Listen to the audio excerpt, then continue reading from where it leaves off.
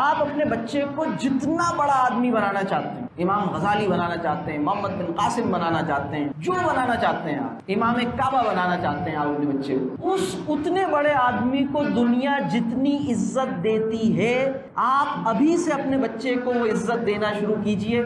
انشاءاللہ تعالی آپ اسے مستقل عزت دیجئے، اس کو مستقل دعا دیجئے، انشاءاللہ تعالی وہ اتنا بڑا آدمی بن جائے۔ ابھی تو دیکھنا یہ ہے کہ جس طرح کی ٹریٹمنٹ اس بچے کے ساتھ کی جاتی ہے، اس طرح کی ٹریٹمنٹ دنیا میں کس طرح کے لوگوں کے ساتھ کی جاتی ہے بھائی۔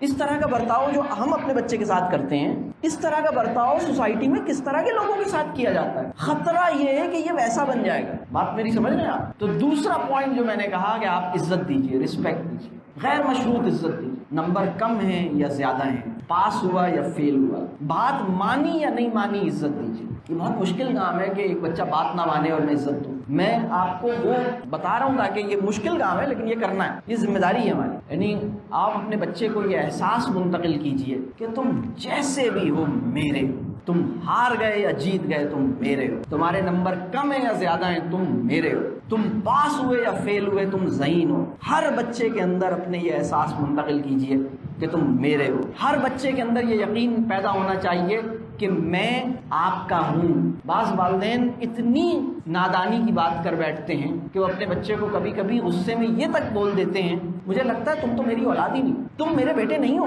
تم میری بیٹی نہیں ہو۔ آپ سوچ نہیں سکتے اس کا اس کے نفس کے اوپر، اس کی سائیکی کے اوپر، اس کے لاشعور میں یہ جملہ کس درجے کی تباہی پیدا کرتا رہے گا۔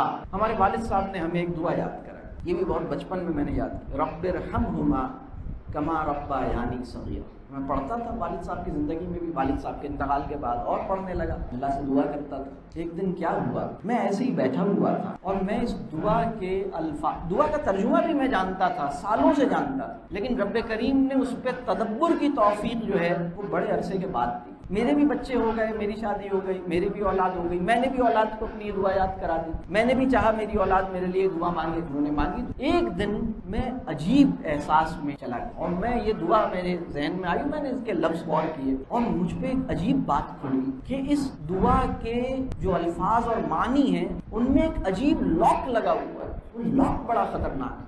رب ارحمہما کما ربیانی صغیرا، اے میرے رب۔ اچھا میں آپ کو ایک اور بتاؤں، میرے والد صاحب، اگر مجھ سے یہ پوچھا جائے کہ میں نے اپنی زندگی کا کوئی آئیڈیل فادر اپنی آنکھوں سے دیکھا ہو تو میں اپنے والد کا نام لوں گا۔ عجیب بات، مطلب میں اس کو، میں نے کبھی بھی زندگی میں انہیں غصے میں نہیں دیکھا، کبھی بھی زندگی میں غصے میں نہیں دیکھا، ایسا ایک بھی واقعہ نہیں، اور میں نے نہیں، کسی نے بھی ان کو غصے میں نہیں دیکھا۔ عجیب شخصیت تھے وہ، خیر وہ ایک الگ بات۔ تو وہ یاد کرا کے چلے گئے اور میں نے یہ دعا یاد کر لی، اور میں ایک دن میں نے لفظوں پہ غور کیا، رب ارحمہما کما ربیانی صغیرا، اے ہمارے والدین پر رحم فرما، بالکل اسی طرح جیسے کہ انہوں نے ہم پر رحم فرمایا تھا جب ہم چھوٹے تھے۔ اللہ اکبر، میں تو بالکل لرز کے رہ گیا۔